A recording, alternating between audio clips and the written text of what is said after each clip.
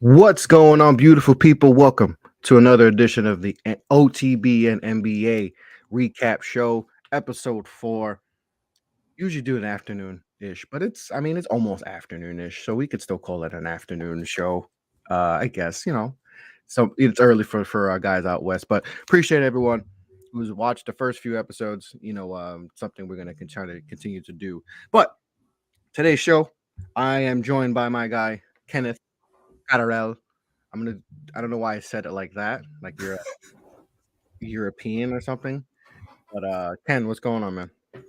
Just getting over this flu bug that I've had the last couple days.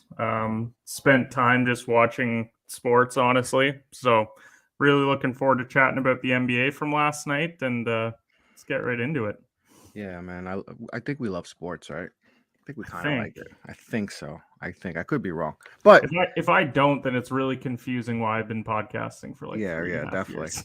Imagine just having someone just do a podcast about sports, but they don't know anything about sport. That actually might be pretty, Or that like pretty. don't watch the games at all. They just Yeah, go through and read off box scores. they just read off box scores. But we're gonna go over last night's games in the association. There were only 6 games, I believe, 5 or 6 games. There were 5, yep. 5 games on the late slate, but like unlike today where we have, I think, 11. We got a nice, a nice bunch of games tonight. But the show is brought to you by our good friends over at SeatGeek. SeatGeek, your number one place for all your ticket needs. First time users use promo code Off the Ball Network, all caps, to get $20 off your first purchase at SeatGeek.com. Your number one place for tickets. Go to the opera. You want to go to the play. You want to go anywhere. College basketball season. Go use promo code Off the Ball Network, all caps, to get $20 off your first purchase. And this show also is going to lead into another episode of Up in Flames by our guy Mo Murphy. So get you a little warmed up before you get a little heated up for a little Up in Flames. But Ken, let's get right into it. First game, we'll talk about. We'll kind of go over the games that kind of weren't that good. But let's talk first about the Oklahoma City Thunder and the Cleveland Cavaliers. Oklahoma City Thunder 112, Cleveland Cavaliers 100.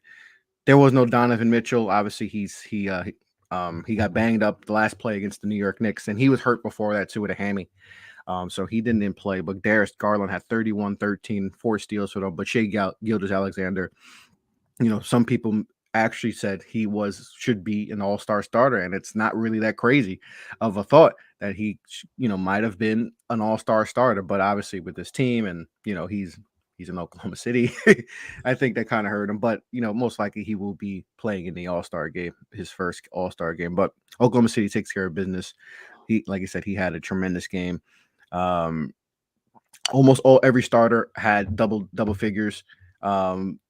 So just a good performance for them. Any thoughts about Oklahoma City and just kind of how they've went about this season? Obviously they lost Chet before the season, and many people thought, all right, that means full tank mode for Wemby, but they've been really competitive this season. I almost get worried that Presti doesn't like how competitive they're being.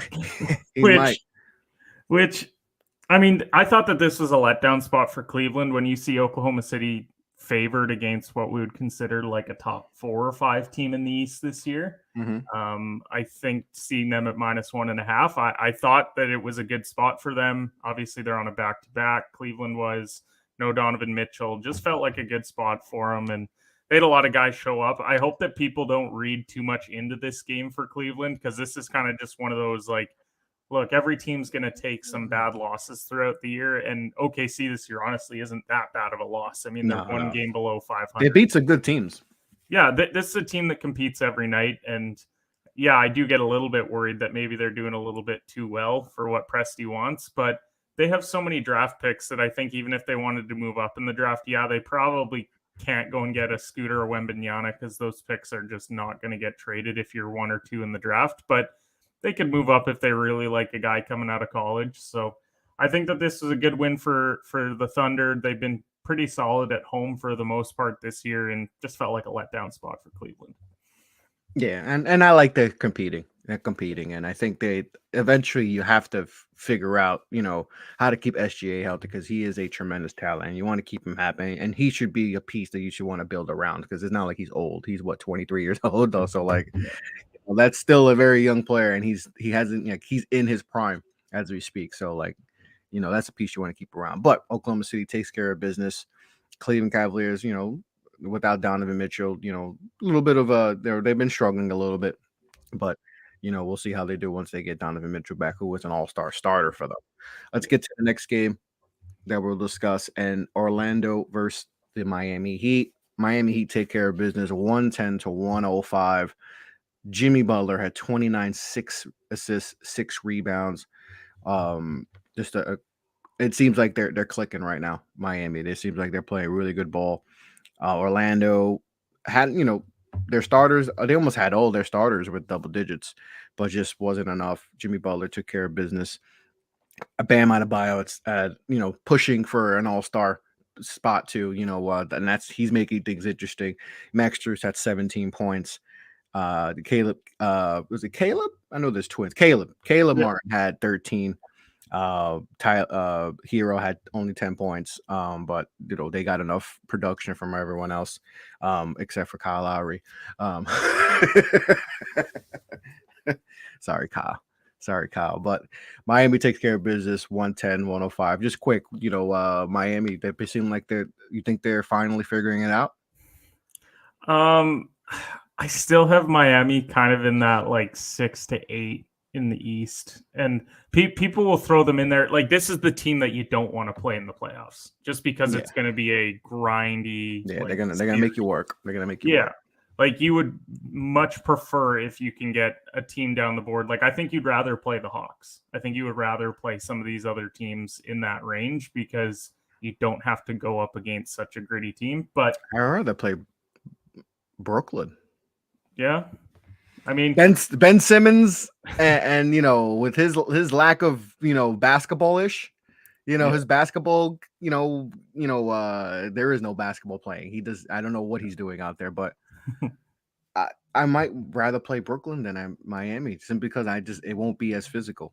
Because I mean the physicality for sure. I don't want to see Kyrie and KD the 1-2 punch in a 7-gamer, but of course, I mean the rest of the team, like, they would need Nick Claxton basically to be their number 3, which he has been playing really solid for them. Now, on the Orlando side of things in this game, first of all, Vegas is so disrespectful to Orlando this year because they're actually one of the best teams in the league at covering. I think they're like 11 games below 500, but they're 10 games above 500 covering against the spread this year. So it's not that they're not competitive, because they've been having competitive Paolo, I think they didn't know early on how to really judge this team, because it's like, yeah, Paolo's really great, but how's the rest of the team going to look? And now that they're getting healthy, they got Isaac back a couple games ago. Mm-hmm. Cole Anthony was out for a while. They're a relatively decent team in the East once they have everyone around them. They were leading at halftime, leading going into the fourth, and then this is just what bad teams do. They get outscored by 11 in the fourth, and then they end up losing. They cover once again because it was like -8 last night was the line. So if you're Orlando, you're happy with the fact that you're competing with teams like Miami. You give it a couple years when these guys are starting to hit their primes, and this is a team that's rebuilding in the right direction. They've drafted well. Franz Wagner's been really solid for them. We already talked about Paolo. You've got Cole Anthony there. You've got Markelle Fultz. They're still going to get a high draft pick this year as well. They could really put together something good in Orlando, which we haven't seen since the Dwight Howard days.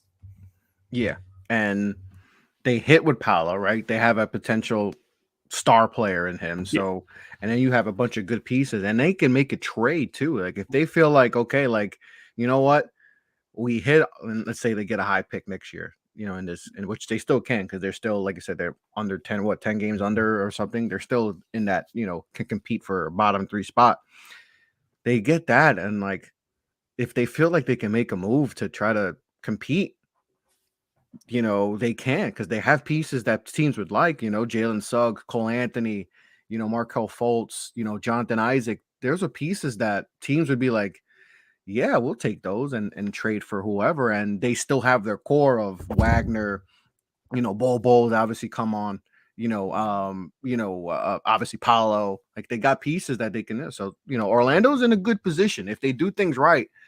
Whether they want to go youth movement or they want to go, try to make a splash, they can do that. So good things happening in One of the Orlando. quieter players in the league this year that's been putting up really nice numbers is Wendell Carter as well for them. He's like 15 and 9. Yeah. And in Chicago, they were talking about him like he was a bust, like that he couldn't play. And it's like, no, it just doesn't work in the system that you guys want to run. He goes to Orlando. He's a near double guy. They wish they had him now. He looks like he's going to be a long time starter in this league. It's a good piece for them. He's just a perfect, perfect player for them. 15 and 9. And him improving on his 3 and being able to step out a little bit now. I think he's above 37%. Yeah. Like that's solid. Hey, that's good for them. They got some good pieces. They got some good pieces in Orlando. If they hit it, a lot of good things could happen. All right, let's go to Terrence Ross already. Let's go to Wolves, Grizzlies. Wolves take care of business 111 to 100. Wolves are, they're starting to play a little bit better of late. Let's see. Anthony Edwards had 26. Ja had 27. He had a triple-double, 27, 10, and 11, but just wasn't enough.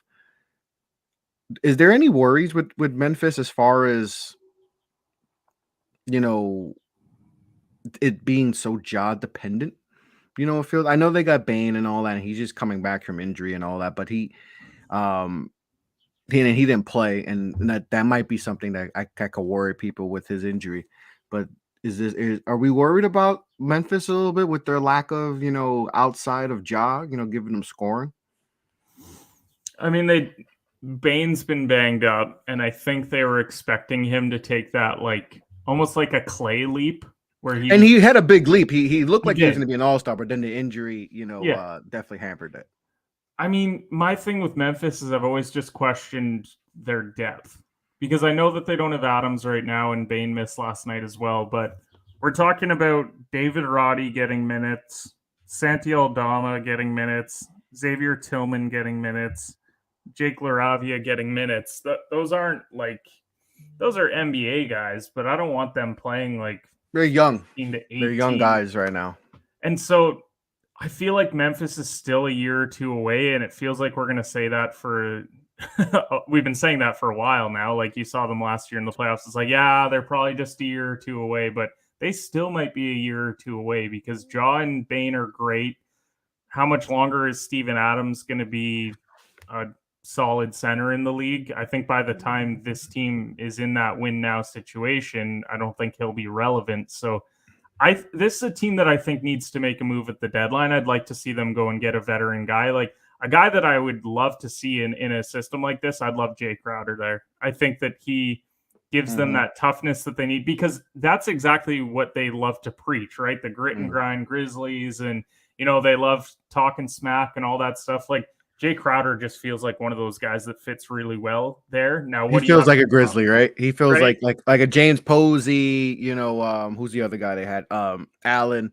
He feels like a Zach Randolph type guy that they embrace that style of play, which a lot of players don't in today's NBA. So if you go and get a guy like Jay Crowder, I think that would really help just with the toughness side of things. He's a solid rebounder. He can hit corner threes. He kind of gives you everything that you'd like to see in this Memphis system, and then you don't have to rely so heavily on these young guys to give you 15 to 18 minutes. Because they got good young guys, and like you said, it could just be they're a year away from those young guys taking that next leap. But like I said, the depth right now is something they desperately need, and those young guys, they're good, but they may not be ready right now to be playing. And if they didn't talk so much smack, then we probably would be like, it's fine. They're a couple years away. But they're challenging the champs like it's our time now. And it's like, but everyone else outside of Memphis believes, okay, well, I think that you guys are more so like 2024. Like I'm terrified of the Grizzlies, but right now, I don't know. So that's my concern with them. Yeah. So it's going to be interesting to see what they do. Let's see if they make them. They've been in the OG, A lot of people put them with OG and all Everyone's that. in on the OG Everyone's Ananobi in, but then watch sweepstakes. Toronto just not do anything, with Three OG. So firsts is what we'll they'll want for him. So kind of wild, kind of wild. But let's get into Warriors, Raptors. We just talked about OG. We just talked about the Warriors. So, fitting that they played each other. Warriors 129, Raptors 117. And Toronto, just one of those teams that just you cannot figure out at all this season. They are just all over the place. They'll look for stretches, they'll look like they're back. And then for stretches, they're like, okay, this is why they're struggling. Fred VanVleet had 28 and 10, had a double-double. Scotty Barnes had 24 points. Precious Achua, who I considered a player of the night candidate, I'm joking, had 11 and 17 and 11. Siakam double at double though. 21. That's nice. That's a nice bench night. OG, I didn't watch it. I think he got hurt in this game, I believe. Yeah. I think he hurt his wrist. So he only played 10 minutes and only had 1 point. So we just talked about him as trade. Hopefully the wrist. I didn't get to watch the game, so I don't know the significance of the injury. So we'll try to get some more information about that. But Warriors take care of business 129 to 117. Steph had 35 and 7 and 11, almost triple double. Clay had 29 points. The bench, which we've talked about, with the Warriors, it's something they needed people to step up. 3 guys off the bench with 10 plus points. Kuminga had 15. Jermichael Green had 10, and DiVincenzo had 12 and 11, a double-double off the bench, which is pretty good. Looney almost had a double-double. So good performances. They get the job done, 129-17. Any thoughts about this? I mean, this is just typical Toronto this year. Like they'll give you a bit of a battle for a while, and then they kind of just fade. Like it was a 4-point game going into the fourth, and then you lose by 12. I just don't think this team has an identity. I think they have a lot of good young pieces but they don't have a complete squad yet. But they're also at a point where Siakam's already 29. So how much longer are you going to hold on to him and some of these other guys? So I think Toronto's one of those teams that I think should be sellers, but I've been thinking that they should be sellers since Kawhi left, and they haven't. They've kind of just stayed put. And yeah, their playoff run was fun last year where they gave the Sixers a bit of a battle, but I don't know. To me, this team is not, it's never going to be a contender with this core that they have because they don't have a true number one. They barely have a true number two, in my opinion. So, like, what are you doing if you're Toronto? Are you going to sit on OG until he wants to leave? Or, I don't know. I think they're just in a bad spot, and the Warriors getting healthy finally. Clay and Steph putting up 64 is pretty impressive. So, yeah, Golden State just getting back to their winning ways against a pretty average East team. Yeah, Golden State feels like they're figuring things out. Remember when people were saying, "Oh, well, Golden State might miss the playoffs," and it's like, no. No. What are we talking about? I think what I love about them is what had me so high on them was their young guys, the core of Kuminga, Moody, and Wiseman. Obviously, Wiseman is still, is not playing, and I think they still need him. They need to figure him out because I think he could be a valuable piece. But Moody didn't play, but Kuminga, has I think 4 or 5 straight games double figures.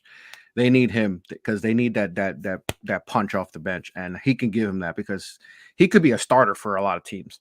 He could be a starting piece. He could be a piece, like a potential franchise piece for some teams, and they got a kid like him come off the bench. They need him to get going. He had 15 points on just 7 shots. Good performance. They need him to get going. They got to figure out Wiseman because they could use him. I hope they figure him out. But no Wiggins. They took care of business. Good win.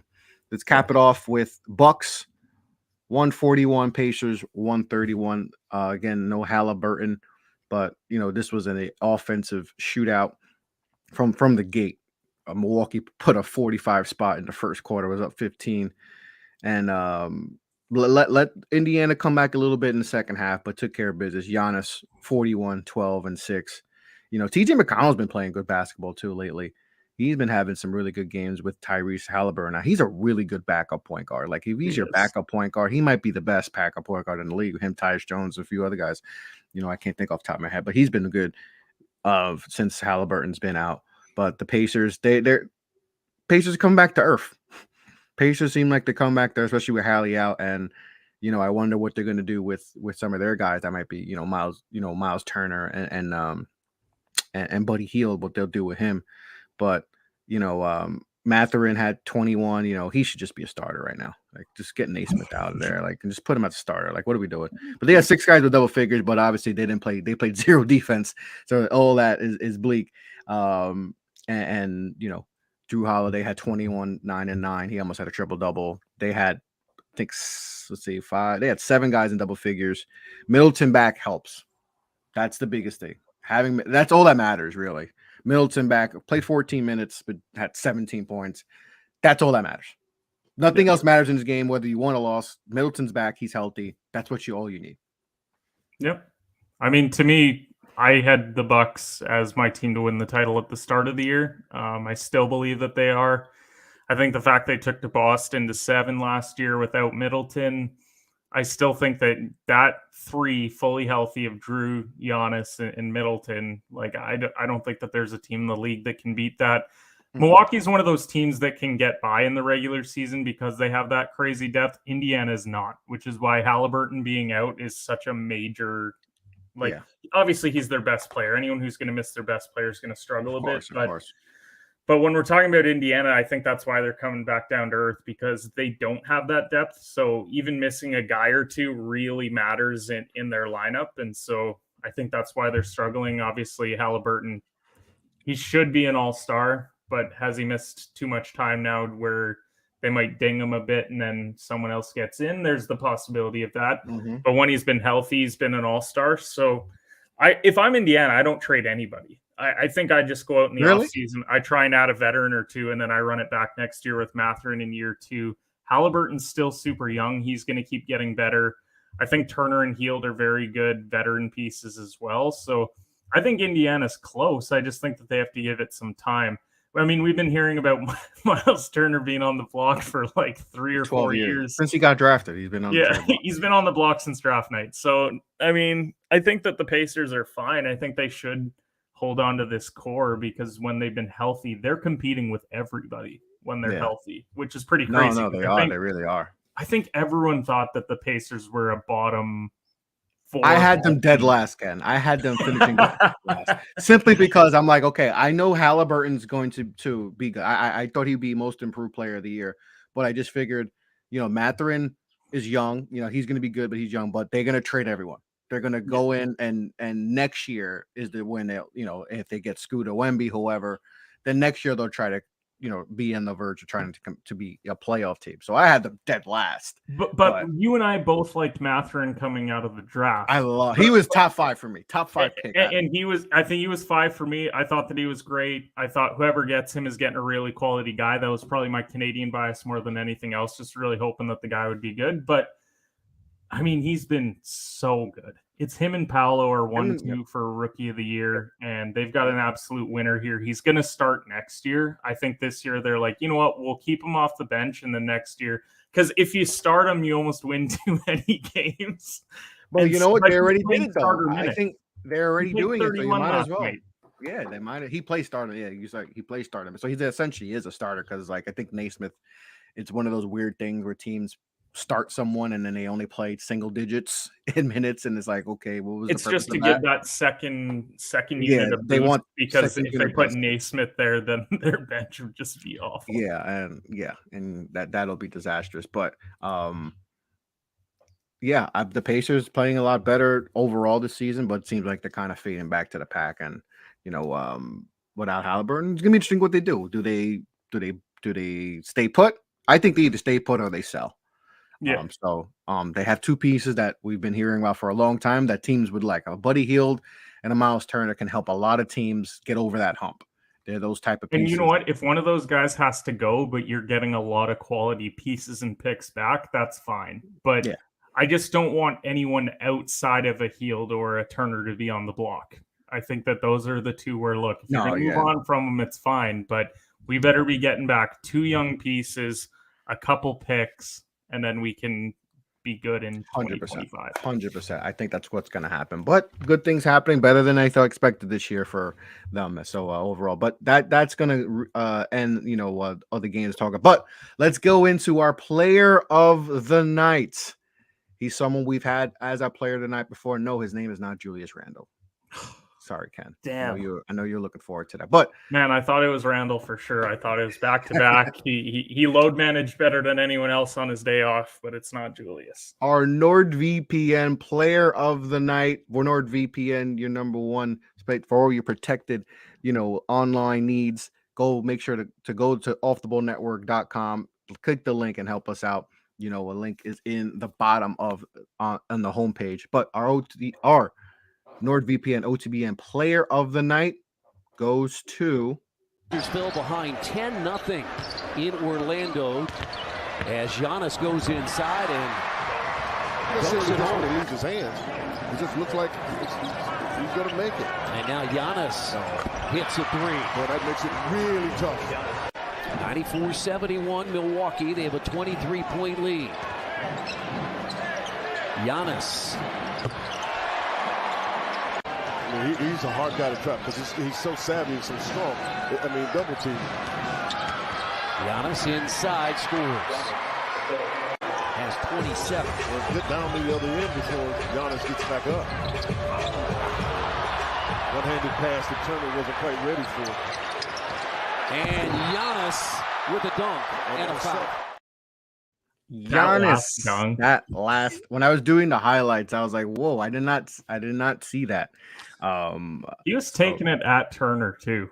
Yeah, that seemed personal. That seems personal. So, but yeah, Giannis is our NordVPN OTBN player of the night. Like I said, make sure you go to NordVPN. They got a couple of deals going on with the new year.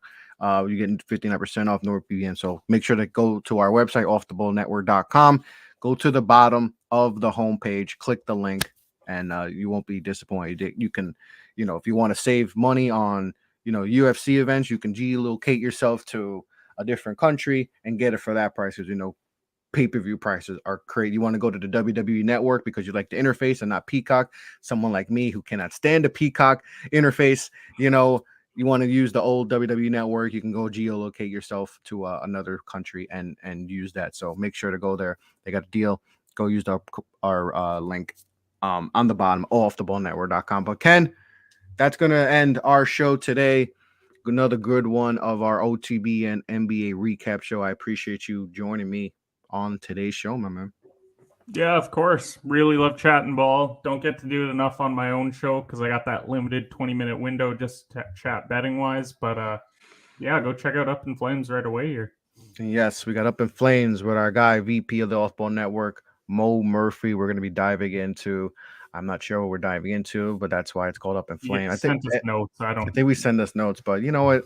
I didn't read the notes, but you know what? That's all right. I think we're going to be talking, NFC Championship, AFC Championship. Probably talking LeBron, Ohio State. Or we're talking about why is Bronny James the greatest Bronny of all time? Why LeBron James is the only GOAT?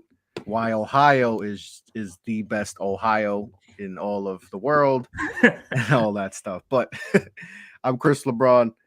That's Kenneth Cotterell. We're out, guys.